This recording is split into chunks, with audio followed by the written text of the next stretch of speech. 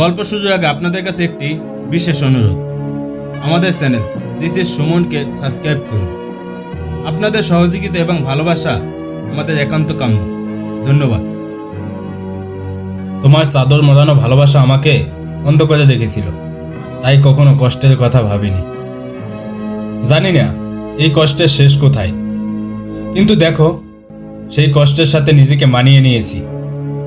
এখন আর সুখের খোঁজ করি না, কারণ আমি জানি সুখ কখনো একা চলতে পারে না। তাই পিছনে বয়ে বেড়ায় কষ্ট, তাই কষ্ট নিয়ে বেঁচে আছি আমি এখন স্বপ্ন দেখি না। কেন জানো? কারণ স্বপ্ন দেখতে লাগে একটা সুন্দর ঘুম, কিন্তু সেই ঘুম আজ আমার চোখে নেই। জানো, এখনো প্রতি রাতে তোমার দেওয়া সেই গল্পের বইগুলো পড়ি। বইয়ের প্রতিটা পৃষ্ঠায় আমি তোমার স্পর্শ খুঁজে পাই। এখনো মনে হয় তুমি আমার পাশে বসে আছো, আমাকে দেখছো, কিন্তু আমি তোমাকে দেখতে চেয়েও দেখতে পারি না। কি করে পারবো বলো?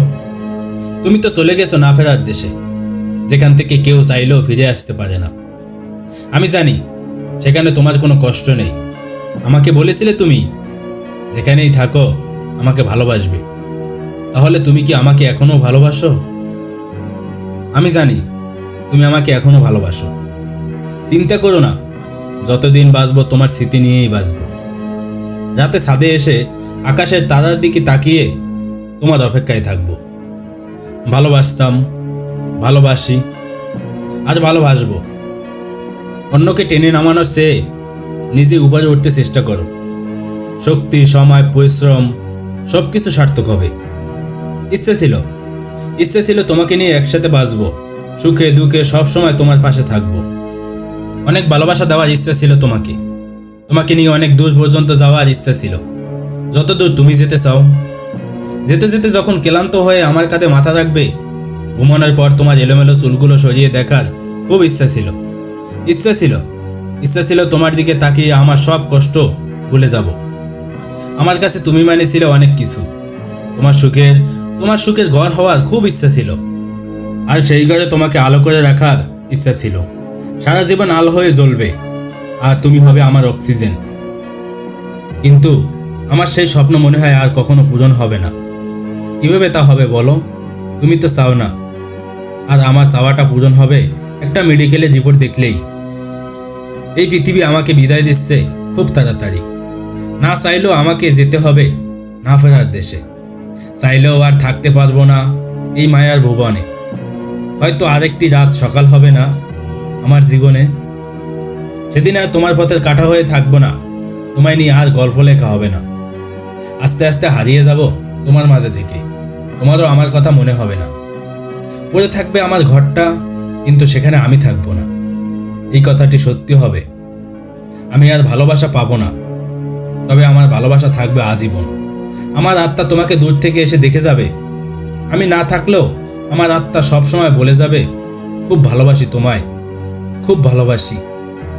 যে সত্যিকারের অর্থে ভালোবাসতে জানে, সে কখনো তার প্রিয় মানুষটাকে কষ্ট দিয়ে নিজে সুখে থাকতে পারে না। কম বুঝতে পারার মধ্যে শান্তি আছে। পাগলদের দিকে তাকিয়ে দেখো, তারা কিছু বোঝে না, তারা মহা শান্তিতে আছে। আমার কাজল চোখের কারুকার্য তোমার হৃদয় মেলানোর ফোন দিয়ে আটে। তুমি যাও, পরিস্থিতিটাকে আবার ফিরে এসো সন্তান আমার আগে। প্রিয়জন তো তারাই যারা মৃত্যুর পর কবরের পাশে একটু সময় দিবে। ভালোবাসা সেটাই যেটা মানুষকে না বলা কথাগুলো অজান্তেই বুঝে নেয়। প্রতিদিন হাসি তামাশার ছলে কাটালেও দিন শেষে আমি বড্ড একা। প্রতিদিন শুরু হয় মিথ্যে হাসির অভিনয়। প্রতিটা দিন শুরু হয় মিথ্যে ভালোবাসার অজুহাতে। ভালোবাসার গভীরতা পেতে খুব বেশি সময় দরকার হয় না। দায়িত্ববোধ, সম্মান, শ্রদ্ধা, আস্থা থাকলেই ভালোবাসার গভীরতা পেতে বেশি কিছু লাগে না।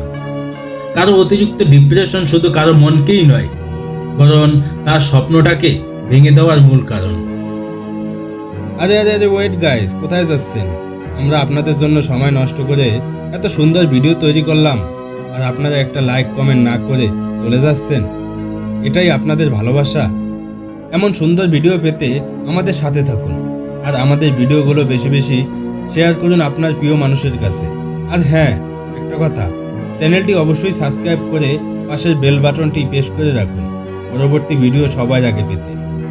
অনেক সময় নষ্ট করলাম, ধন্যবাদ সবাইকে, ভালো থাকবেন, আল্লাহ হাফেজ।